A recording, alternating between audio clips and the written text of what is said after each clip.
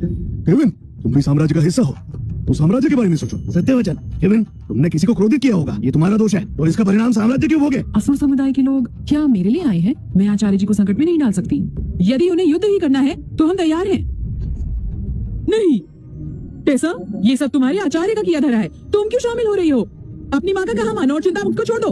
माँ, मैं आपकी बात नहीं मान सकती। मैं अपने गुरुकुल का साथ दूंगी।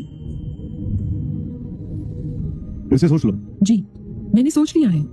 योद्धा योगी कब से युद्ध से भयभीत होने लगे। तो ठीक है, जब तुम दोनों को ही चुनौती स्वीकार है, हम युद्ध करेंगे। महाराज, चुनौती स्वीकार करें। ठीक है, तुम्हारे कहने पर मैं चुनौती स्वीकारता हूँ, परंतु यदि हम पराजित हुए तो उसकी चिंता आप मत कीजिए, हम पराजित नहीं होंगे। इन्हें तो युद्ध ही चाहिए ना, तो युद्ध होकर रहेगा और उसके परिणाम के लिए हम दोषी नहीं होंगे। युद्ध की घोषणा करो। राजकुमारी जी को इन दोनों के प्राण चाहिए, है ना? वो तो उनके पास ही खड़ी है, फिर सीधे सीधे मृत्यु के घाट क्यों नहीं उतार देती? साम्राज्य पर दबाव डालने का तामझाम क्यों करना? संभवतः जादूगरनी जी को उन्हें सताने का मन होगा। शिष्य, विजय भवा। यदि थक जाओ तो कहना। अवश्य। वहाँ बैठ के चाय पी रहे हैं बेकार व्यक्ति। मुझे आत्मनिर्भर होना होगा। चिंता ना कीजिए आचार्य जी, हम अवश्य विजयी होंगे और तुम्हें तड़पाएंगे। किसने सोचा था कि तुम आचार्य जी की द्वितीय शिष्या होगी? प्रणाम प्रथम शिष्या। मुस्कान की चमकान कहीं और, अन्यथा तुम पिटोगी। इसकी बातों से ये जादूगरनी जैसी लगती है। ये क्या चल रहा है यहाँ? शिष्य, याद रहे, युद्ध के दौरान तुम्हें असुर समुदाय से पराजित होना होगा। निश्चिंत रहिए, आचार्य जी मुझे पता है क्या करना है। हमारे साम्राज्य को पराजित होना होगा, केविन की मृत्यु होगी और चिंता मुक्त मेरा होगा। अन्य गुरुकुल के वरिष्ठ आचार्यों, मेरी सहायता करना और असुर समुदाय से पराजित होना। यह युद्ध मोमबत्ती जलने से बुझने तक चलेगा।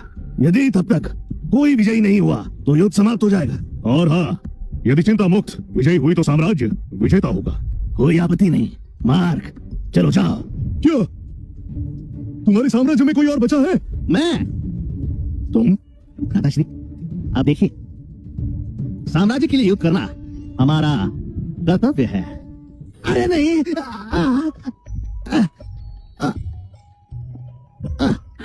मैं घायल हो गया, युद्ध नहीं कर सकता।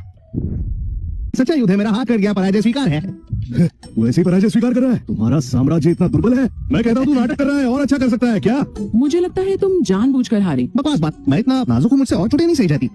लज्जास्पद, पीछे हटो। अरे छोटे शिष्य, तूने साम्राज्य के लिए युद्ध किया, साम्राज्य के लिए चोट खाई। मैं निश्चित करूंगा तुझे बाद में पुरस्कार मिले। हाँ, साम्राज्य के लिए युद्ध करना एक गौरव है, ये गौरवशाली खाप है। ठीक है, अब बस चुप है। साम्राज्य से कोई और मुझे चुनौती देगा?